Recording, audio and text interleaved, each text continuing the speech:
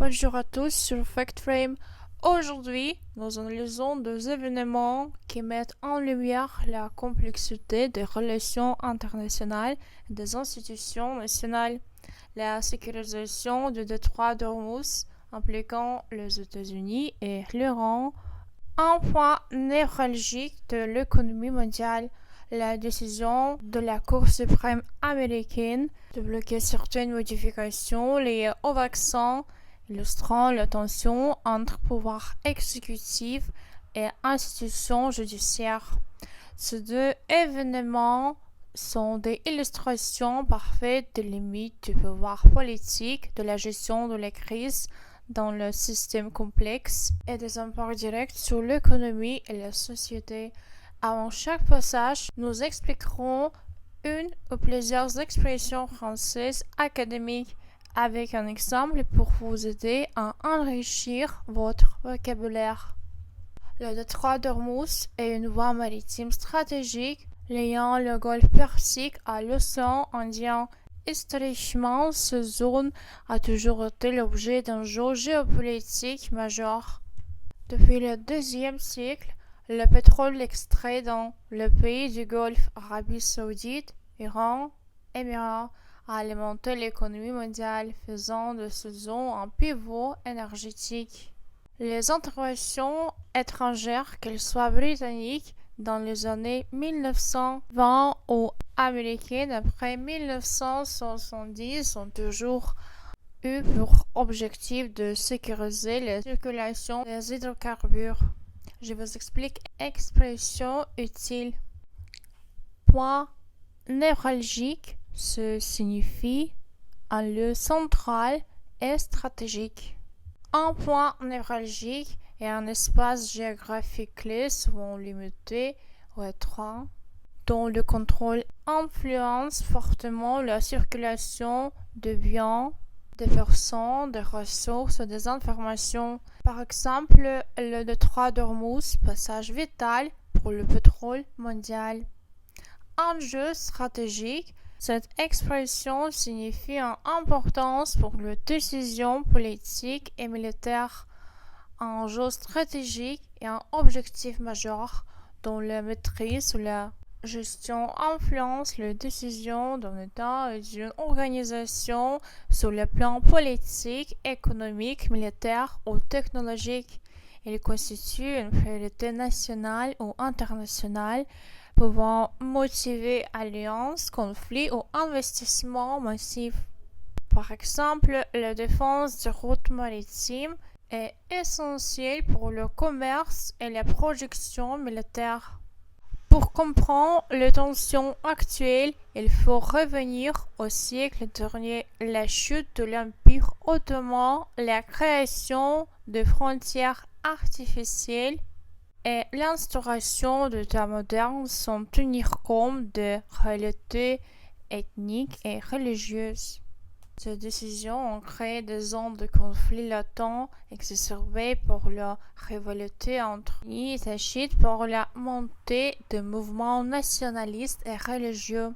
Maintenant, je vous explique quelques expressions utiles au cœur de tension. Cette expression signifie un lieu ou situation centrale d'un conflit.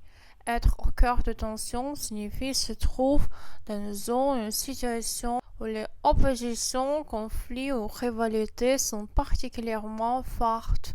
C'est un espace central où se concentrent des enjeux politiques, économiques, religieux ou territoriaux, rendant les relations entre les acteurs particulièrement instables ou conflictuelles. Par exemple, le Donbass est au cœur de tensions entre l'Ukraine et la Russie. La deuxième expression utile est rivalité historique. Ce signifie un conflit enraciné dans le passé. Une rivalité historique désigne une opposition durable entre deux États, peuples ou groupes dont les origines remontent loin dans l'histoire. Cette rivalité est souvent le résultat d'événements anciens, guerres, conflits religieux, disputes territoriales, compétitions d'influence qui continuent d'affecter les relations actuelles. Elle crée une méfiance persistante et influence encore la diplomatie, la politique ou la stratégie militaire. En février 2026, le Moyen-Orient a basculé dans une nouvelle phase de tension. Israël a lancé une frappe spectaculaire sur Téhéran, visant des centres militaires stratégiques et plusieurs postes du Basij. Cette attaque, pensée comme un coup de frein à influence iranienne, a l'effet inverse. Elle a mis le feu aux poudres. En quelques heures, la région se retrouvait prise dans un engrenage explosif. Les bombardements israéliens ont atteint des positions du Hezbollah à Beyrouth, tandis que l'Iran a répliqué par des salves de drones interceptés de justesse par le système de défense saoudien et émirati. Cette séquence illustre parfaitement la dynamique des conflits contemporains. Une seule frappe peut déclencher une réaction en cascade incontournable et aux conséquences souvent impossibles à prévoir. Dans cette escalade régionale, ce ne sont pas seulement les armées qui s'affrontent. Ce sont surtout les civils qui encaissent le choc, blessures, par incertitude quotidienne. Le conflit s'invite directement dans leur vie. À Dubaï, des immeubles entiers ont tremblé lorsque les défenses antiaériennes ont intercepté les drones iraniens. Rappel brutal que même les villes réputées les plus sûres ne sont pas à l'abri des répercussions régionales. En Israël, des civils ont été blessés lors de retombées d'une attaque, preuve que la frontière entre fonds militaires et population civile est de plus en plus floue. Maintenant, je vous explique quelques expressions utiles. Climat de peur, ce signifie une atmosphère de stress et d'angoisse. Il s'agit d'un environnement où l'incertitude, les menaces et la violence potentielle créent un sentiment permanent de sécurité. Les habitants vivent dans l'attente de nouveaux chocs, d'une nouvelle attaque ou d'une nouvelle escalade. Par exemple, la population vit dans un climat de peur permanent. Les expressions peuple pris en otage se signifient population subissant les conséquences d'un conflit.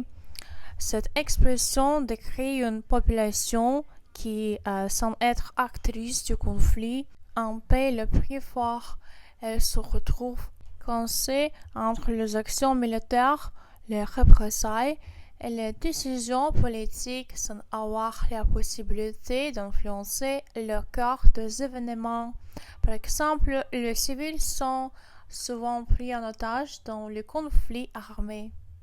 Le conflit contemporain ne se joue plus uniquement sur le champ de bataille traditionnel. Il intègre désormais des ensembles de drones, de missiles de précision et de cyberattaques d'une ampleur inédite. Cette transformation marque l'entrée dans une nouvelle ère, celle de la guerre technologique. La récente interception de dizaines de drones iraniens par la défense saoudienne est un symbole frappant. En quelques minutes, de systèmes automatisés, des radars avancés et des batteries antiaériennes coordonnées ont neutralisé une menace qui aurait pu provoquer des dégâts considérables. La technologie devient ainsi un pilier essentiel de la sécurité nationale. Maîtriser le ciel, le numérique et les réseaux d'information est désormais aussi crucial que de tenir une armée conventionnelle. Cette évolution ouvre des débats importants sur le futur. Comment protéger les infrastructures numériques d'un pays?